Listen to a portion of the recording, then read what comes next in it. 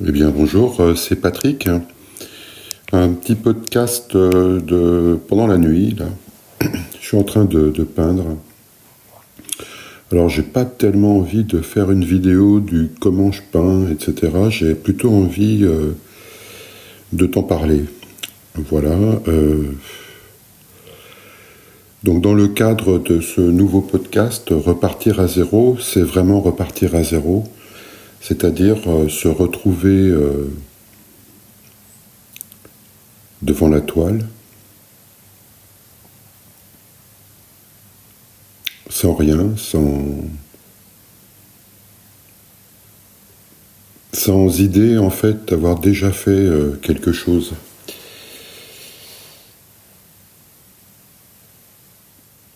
Et c'est une sensation qui est toujours là en ce qui me concerne. De toute façon, à chaque toile, je redémarre à zéro. C'est-à-dire que je plonge dans un espace en fait où il n'y a pas d'histoire, il n'y a pas de souvenir, il n'y a pas de... C'est plutôt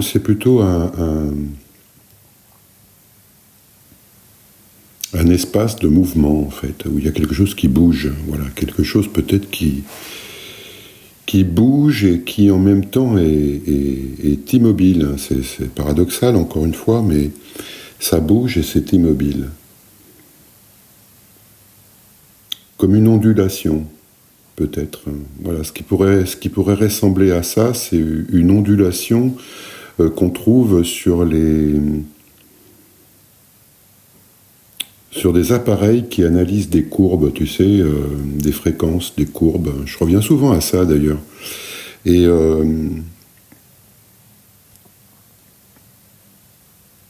il y a une espèce de régularité qui se met en place où il n'y a pas d'écart en fait de sommet en fait dans ces courbes. J'ai cette vision-là qui me vient en t'en parlant, si tu veux. C'est simplement un... Alors peut-être que c'est un encéphalogramme, j'en sais rien. Où voilà, il y a une régularité en fait dans les creux et les sommets. Et j'ai l'impression que le pinceau en fait trace son chemin ni dans le creux ni dans le sommet, mais dans l'entre-deux en fait. Alors bon, je sais pas, j'arrive peut-être pas bien à analyser en fait tout ce qui se passe quand je suis en train de peindre, parce que je pense pas à ça justement. Je suis plongé en fait dans cet espace un peu bizarroïde. J'ai une autre image comme ça qui me vient, c'est celle d'un cétacé, peut-être une baleine, qui vient de prendre de l'air à la surface en fait de l'eau, qui a gonflé ses poumons et puis qui repart ensuite dans la profondeur. Et peut-être que c'est dans cet entre-deux encore que se passe quelque chose. D'ailleurs, quelque chose, pour reprendre un peu le titre de Georges Chiche, je te rappelle en fait que le projet c'est ça, c'est de créer en fait une série de tableaux qui va avec ce recueil de poésie. Alors c'est pas des peintures qui devraient illustrer en fait les poèmes, c'est des peintures qui reprennent l'esprit en fait soit du recueil tout entier, soit d'un texte en particulier. Et si tu veux, dans la lecture en fait de ces textes, j'ai un peu l'impression de ça en les relisant, tu vois, je les relis beaucoup là en ce moment. Et on peut s'arrêter en fait sur les mots, on peut s'arrêter sur le sens d'une phrase, mais ce qui se joue véritablement n'est pas dans le sens ni dans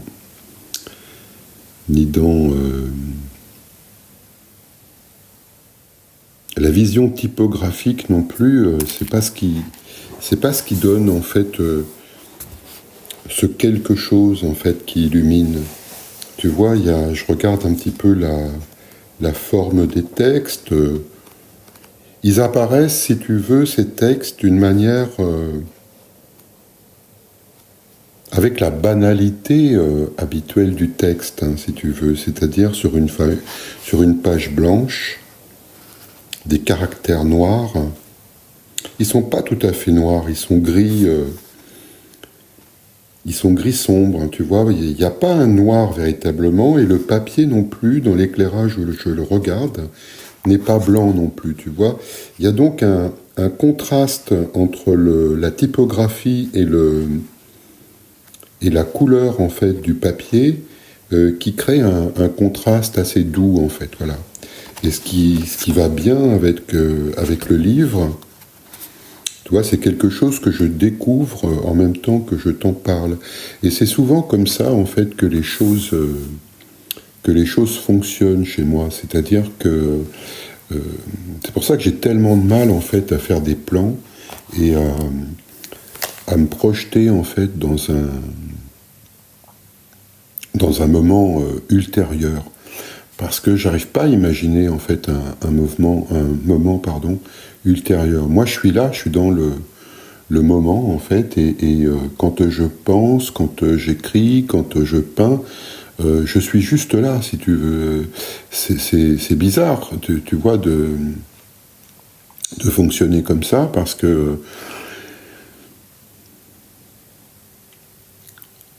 j'ai l'impression que le monde ne fonctionne pas comme ça autour de moi, tout simplement.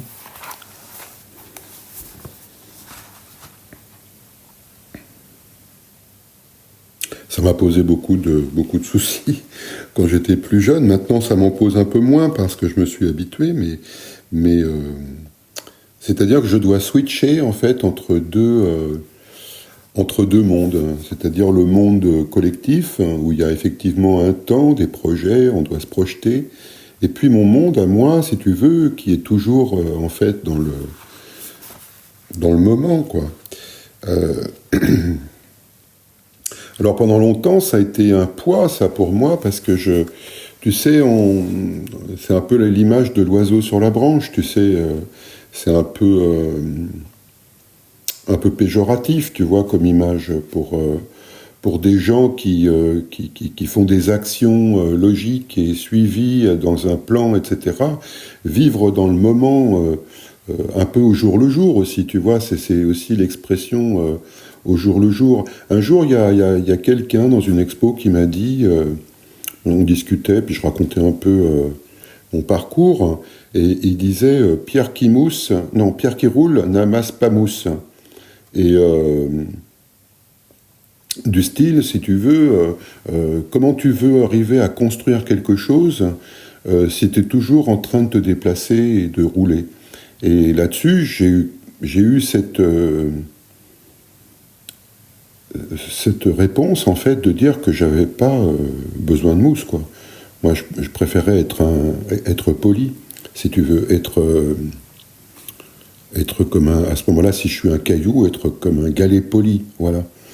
Et j'ai vu dans son regard, en fait, qu'il y avait une béance, en fait, qui se créait, tu vois, entre nous, parce qu'il comprenait pas, en fait, cette notion d'instant, cette notion d'être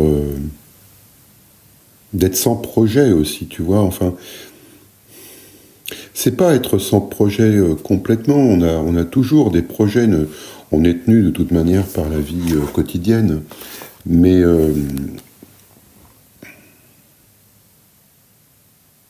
c'est un angle de vue par rapport à la vie que pas mal de gens n'acceptent pas, parce que peut-être pour eux ils l'acceptent pas, parce que peut-être ça leur fait peur, hein, tout simplement. C'est-à-dire que c'est vrai qu'il peut y avoir une notion d'équilibriste dans cette manière de faire. D'ailleurs, quand je peins, je viens de faire là deux ébauches. Alors j'appelle ça des ébauches parce que d'ailleurs on va en parler de ça. J'ai fait 2 ébauches, tu vois, où j'ai repris en fait le travail avec... j'ai un gros pinceau que une de mes élèves m'a offert, voilà, un pinceau chinois, tu sais, un gros pinceau, et je peins avec ça. Là, j'ai envie de peindre avec ça, avec juste des éléments très simples, du brou de noix. J'ai une bouteille de brou de noix qui coûte vraiment pas cher, tu vois, que j'ai acheté dans un supermarché. Et puis, il me reste de l'encre de Chine encore, donc je l'utilise pour créer un peu de contraste avec le brou de noix. Je mélange un peu les deux des fois pour avoir des teintes un peu plus sombres. Et ma manière de peindre, si tu veux, elle est comme ça, si tu veux. Je fais un trait, je vais m'arrêter, je vais passer à un autre endroit du tableau, je vais faire un autre trait ou une tache ou quelque chose comme ça.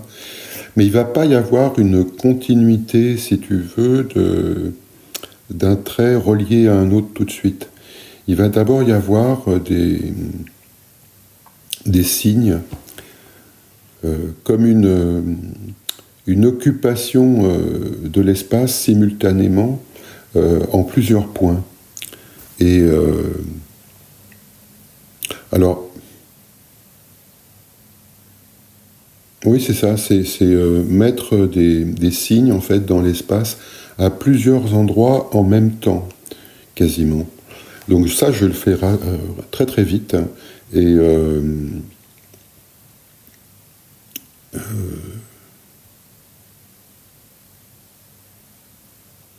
et ça me donne un premier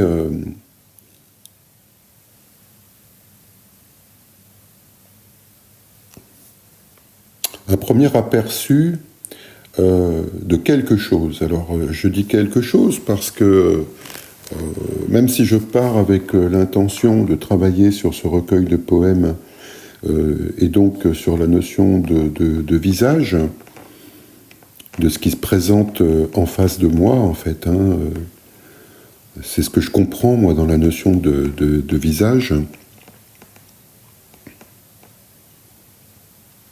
J'ai pas envie de faire un visage tout de suite.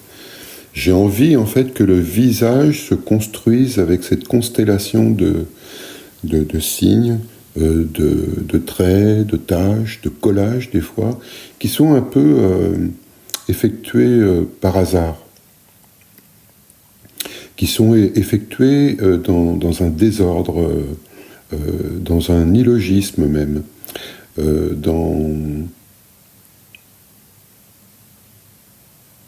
dans une question aussi. C'est-à-dire que peut-être pour me conforter dans ma relation avec le hasard, j'ai besoin en fait de coller par exemple des choses sur la toile de manière... alors je ne sais pas si le bon mot c'est arbitraire. Oui, peut-être de manière arbitraire en disant et si je fais ça, qu'est-ce que tu vas faire le hasard? Tu vois, c'est un peu un jeu en fait avec lui en disant voilà, ben moi je fais ça et toi tu fais quoi? Un peu comme une partie d'échecs aussi, tu vois.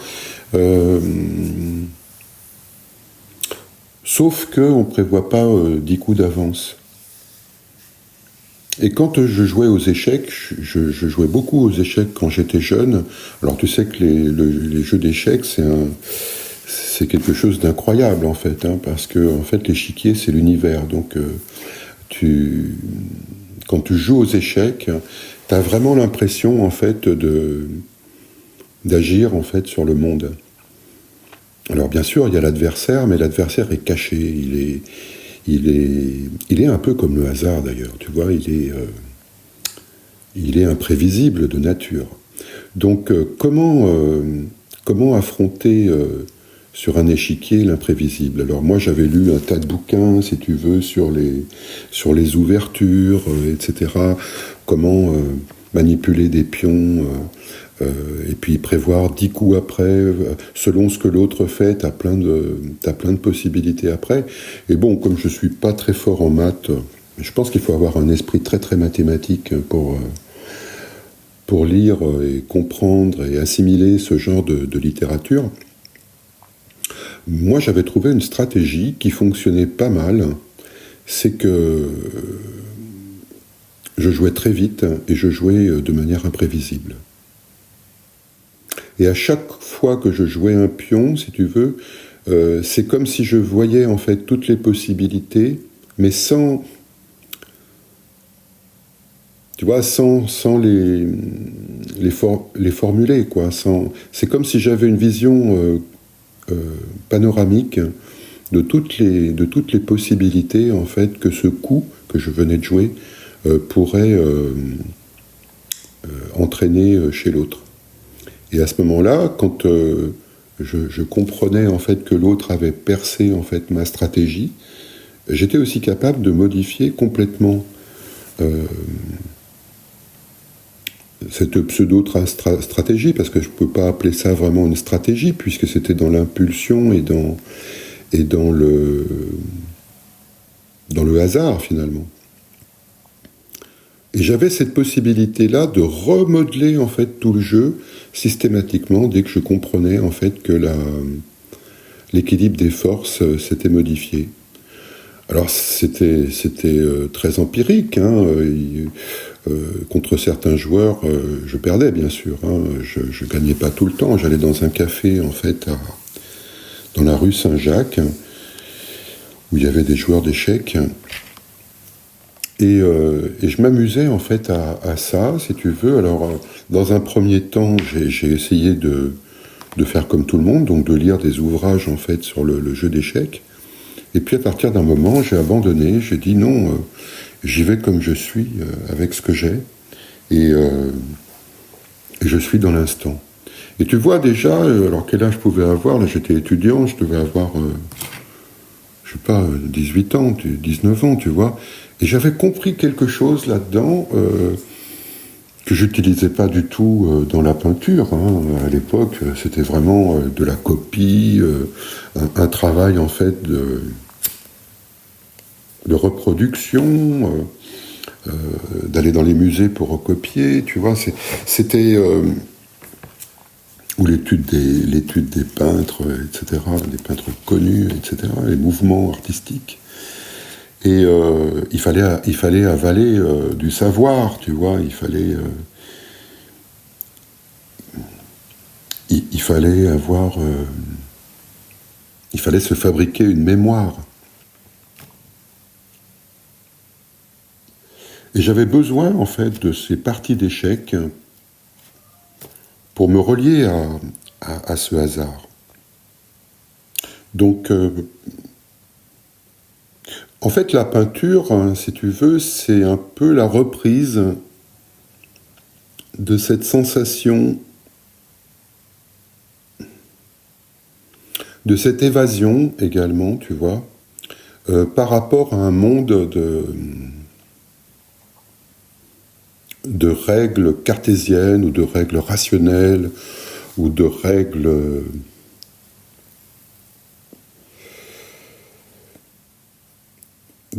qui aveuglent sur quelque chose, si tu veux. Alors effectivement, ça donne une lisibilité collective sur un tas de choses, mais je pense que ça aveugle sur ce qu'est le monde, finalement, intrinsèquement, tu vois. Intrinsèquement, c'est vraiment ontologiquement, j'ai envie de dire, tu vois. Ontologiquement, c'est un gros mot, c'est un grand mot, tu vois, mais j'en connais pas d'autres pour parler, en fait, de l'essence, hein, si tu veux, de l'être. Tu vois, c'est vraiment ça, déjà, que je cherchais, moi, dans ma jeunesse. Et je le faisais peut-être de plusieurs manières différentes. Tu sais que je cherchais toujours une forme d'évasion, en fin de compte. Une forme d'évasion par rapport à ce qui était pour moi une souffrance. C'était une souffrance de voir ce carcan, en fait, de logique dans lequel ça m'était impossible de m'installer longtemps. Et du coup, par là, je je marchais énormément, par exemple, tu vois, au hasard, de la même manière. J'avais pas de plan établi, j'avais du temps aussi, tu vois. J'avais ce luxe, mais ce luxe, c'est moi qui me le suis payé, si tu veux. Il coûte très cher, ce luxe. Le luxe du temps, tu vois. Si j'avais à choisir aujourd'hui entre gagner à la loterie nationale, si tu veux, et puis on te dit, tu repars à zéro, encore une fois, tu vois, tu repars à zéro et on te ramène à 20 ans, tu vois. Je crois que je choisirais ça, je choisirais revenir à 20 ans pour réexplorer encore cette notion de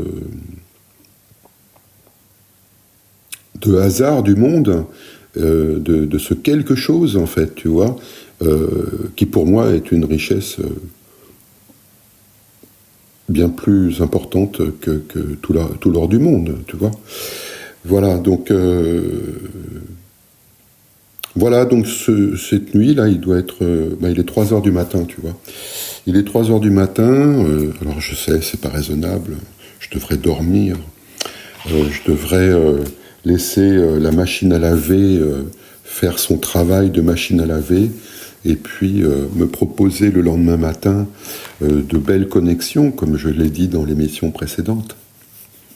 Mais cette nuit, j'ai pas envie de ça, justement. J'ai envie de m'engouffrer, en fait, totalement dans ce projet, en fait, de tableau à faire pour épauler, en fait, ce recueil de poèmes qui m'accompagnent. Tout le long de ma journée, j'en lis un peu, là, en ce moment, tu vois. Et ça m'accompagne dans ce temps de confinement.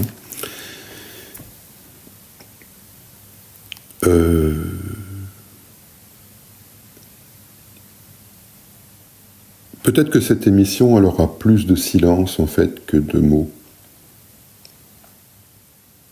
J'aimerais bien te faire passer, en fait, cette notion de silence. Quand je peins, c'est le silence, en fait. C'est le silence en moi. Et là, dans la nuit, c'est extraordinaire, parce que c'est le silence partout, tu vois. Alors, c'est le silence parce que t'as cette ville qui est déserte en raison du confinement. Bon, en même temps, elle est souvent déserte, même quand c'est pas le confinement. Et puis, la nuit est là, et tout le monde dort, en fait, autour. Il n'y a pas de bruit, il n'y a pas de... On n'est pas dérangé, si tu veux. Hein.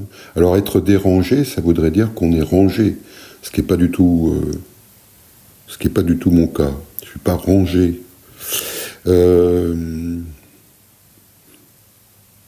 Non, la nuit est plus propice, en fait, à certains moments, parce que c'est pas toujours aussi. Des fois, tu peux te dire aussi que la nuit, c'est chouette et que tu peux t'engouffrer dedans comme ça.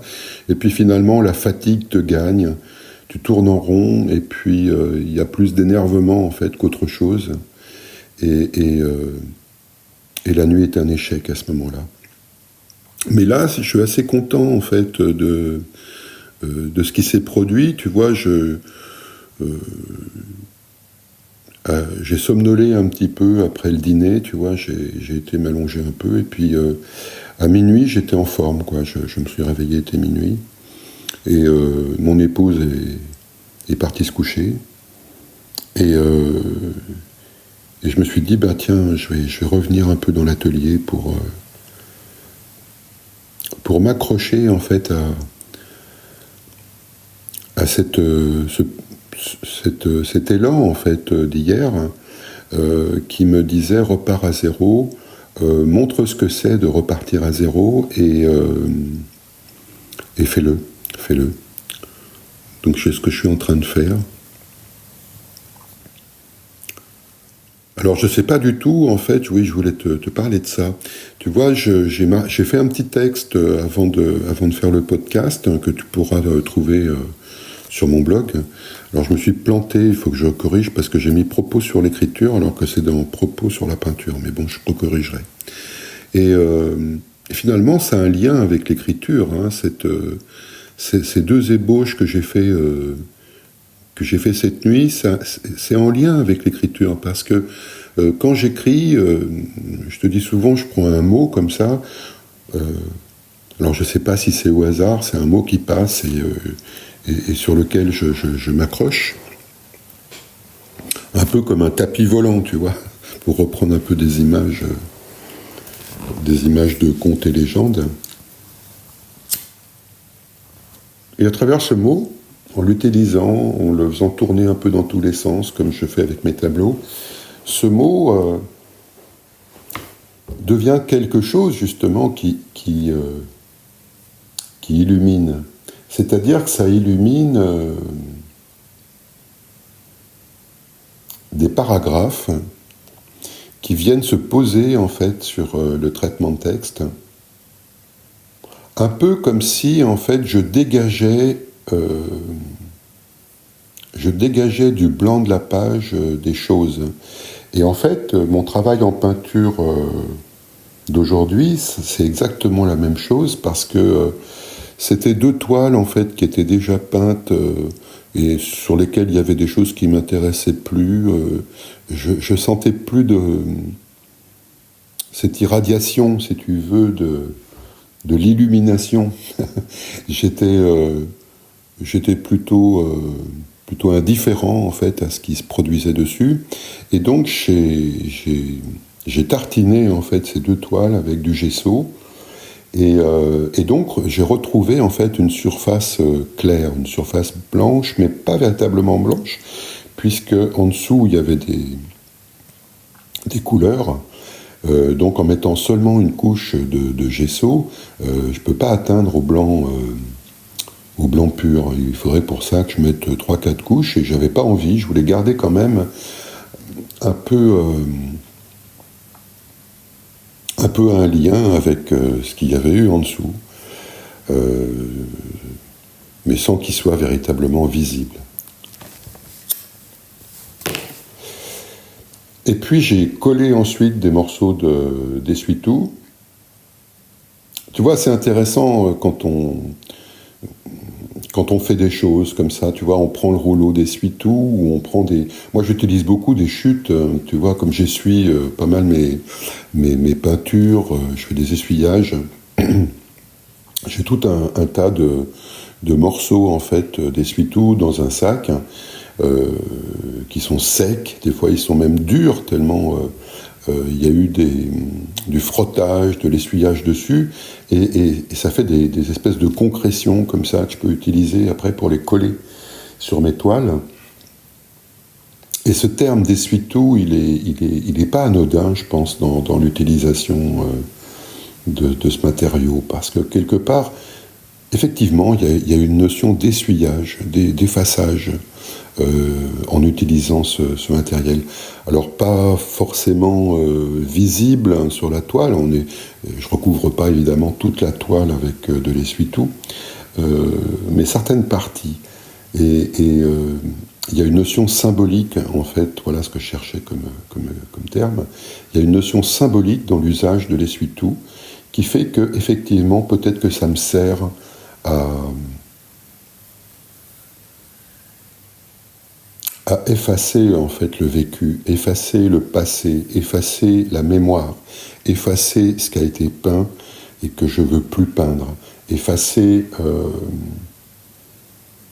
même les sensations peut-être qui sont restées associées à ce tableau.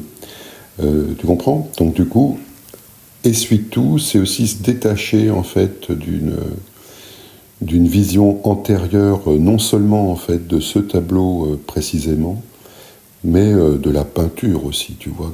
C'est renouveler à chaque fois l'image peut-être de la peinture. Et puis du coup, comme c'est blanc ou clair, voilà, ça a un aspect lumineux en fait, eh bien, c'est un travail d'alchimiste quelque part d'aller chercher en fait la matière noire. Alors la matière noire, c'est un terme générique qui réunit en fait toutes les traces dont je te parlais, de brou de noix, d'encre de Chine, etc. C'est-à-dire qu'il faut que je fasse ressurgir, en fait, une écriture qui va surgir, en fait, comme ça, du blanc. Comme si je la retrouvais, tu vois. C'est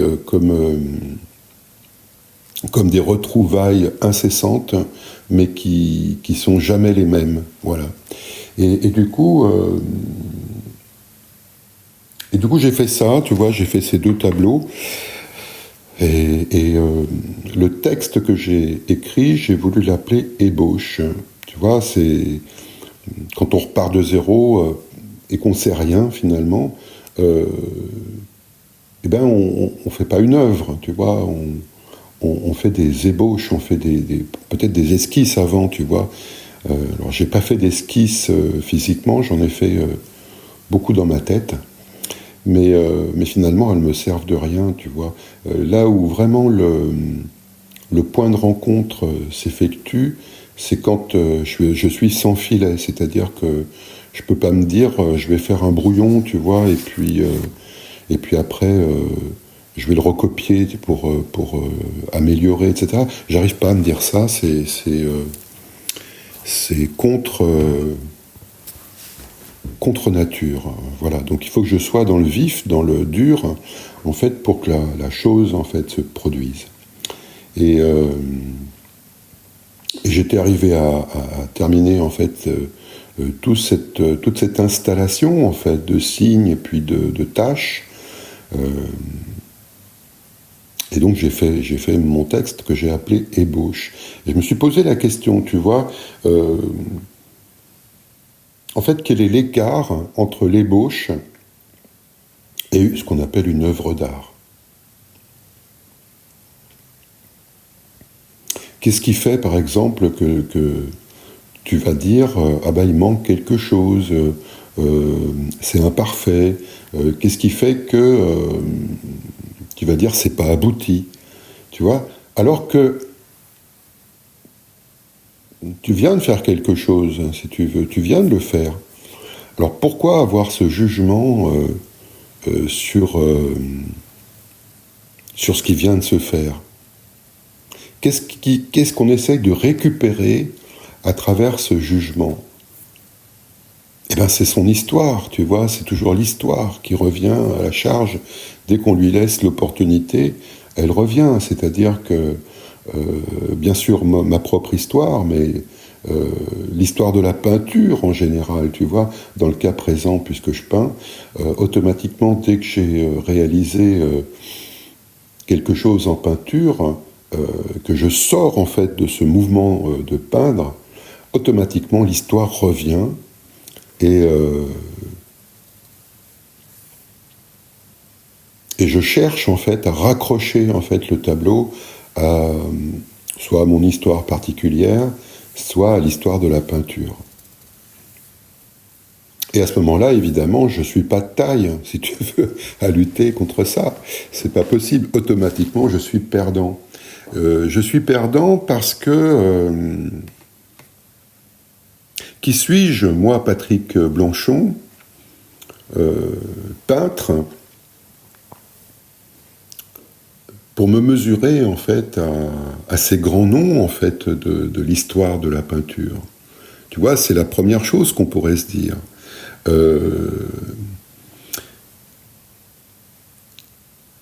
Quel orgueil est-ce qu'il faudrait que je possède en fait pour m'aligner en fait avec ces grands noms de la peinture et décider, moi Patrick Blanchon, que ce que je fais c'est une œuvre d'art.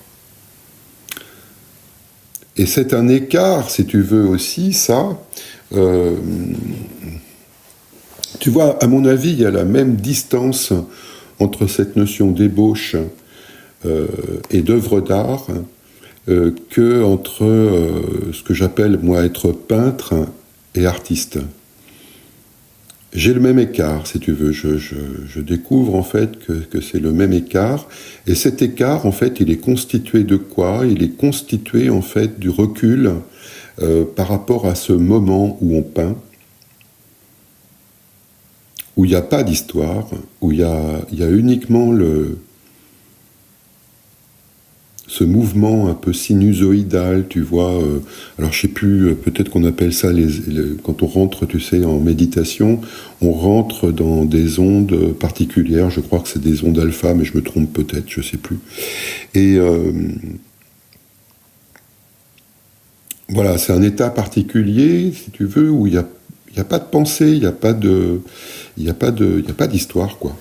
Et sitôt que tu sors de cette sensation, de ce moment, quoi, en fait. J'aime bien le mot moment parce que le moment, en fait, c'est un terme qui était... Il s'utilise plus maintenant dans ce contexte-là. C'était un terme de peser, en fait, le moment. Tu vois, comme le scrupule, d'ailleurs. Le scrupule, c'était un terme de peser. Et le moment, c'est le moment où les deux plateaux de la balance sont à l'équilibre. Donc c'est intéressant d'avoir cette image, en fait, de ce que peut être le moment. Et tu vois, c'est pas très éloigné de ces courbes régulières, en fait, qui se passent quand on se retrouve peut-être en onde alpha. Voilà, je pense que c'est des ondes alpha. Et qu'est-ce qui se passe quand on sort de ça? Parce qu'évidemment, on ne peut pas y rester toute la journée. Hein. Ce sont des moments, en fait, dans lesquels on pénètre, mais dans lesquels on ne peut pas rester. Alors, on peut s'aider de la peinture pour entrer là-dedans, mais c'est pas garanti non plus, parce que tu peux très bien avoir une interruption, en fait, de l'émission, si je puis dire, en plein moment de peindre. C'est-à-dire que tu as fait 3 lignes et puis c'est fini. Ça s'interrompt et à ce moment-là, l'histoire revient tout de suite en plein mouvement de peindre. Et là, si tu continues, en fait, de peindre, tu es plus dans le même moment. Tu es dans l'anecdote. Tu es dans l'histoire. Tu cherches à donner un sens à ton tableau qui ressemble à quelque chose d'autre. Tu es dans le cliché, souvent. Et donc, il faudrait avoir toujours cette vigilance de percevoir, en fait, la régularité de l'onde. C'est-à-dire, à partir du moment où tu sens qu'il y a une accélération ou qu'il y a... un déséquilibre, en fait, entre les courbes et les creux dont je te parlais, à ce moment-là, il faudrait poser le pinceau et attendre, ou passer à autre chose, que ce moment revienne.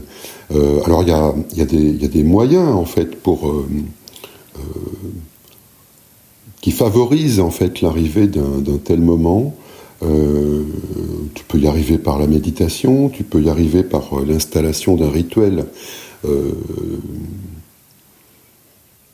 L'installation d'un rituel, alors ça ne veut pas dire allumer des bougies et puis mettre de l'encens dans ton atelier forcément. Moi j'en mets de temps en temps, hein, pour que ça sente bon, parce que je fume beaucoup. Donc du coup, je mets un peu d'encens quand j'accueille mes élèves, tu vois, pour pas que ça chlingue. Mais qu'est-ce que c'est qu'un rituel, en fait, tu vois à quoi ça sert un rituel, en fin de compte? De quoi c'est constitué?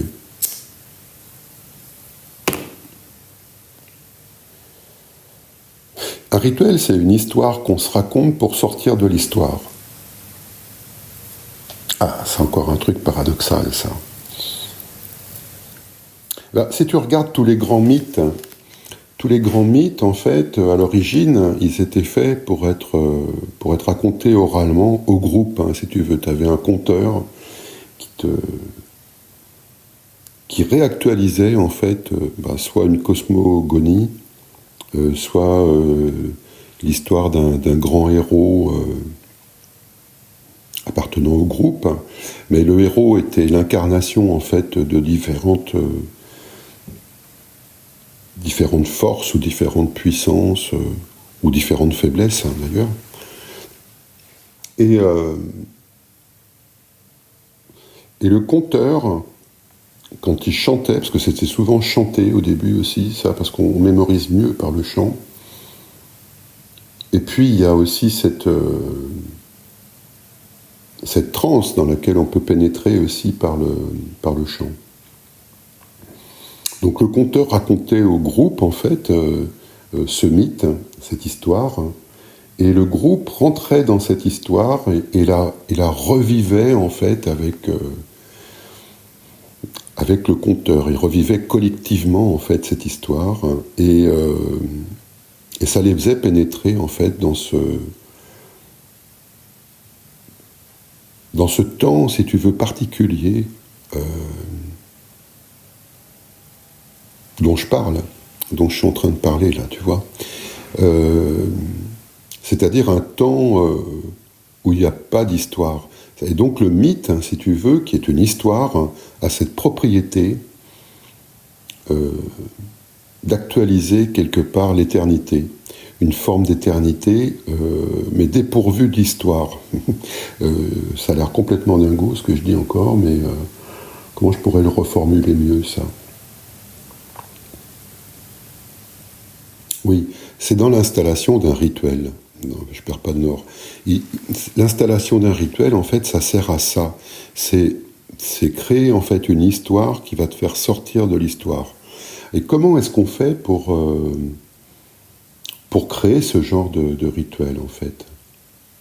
Comment est-ce qu'on peut se raconter une histoire pour sortir de l'histoire ? Peut-être qu'on verra ça dans une prochaine émission.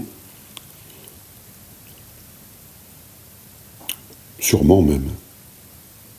Je vais te quitter là-dessus et je te souhaite une très bonne journée. Salut.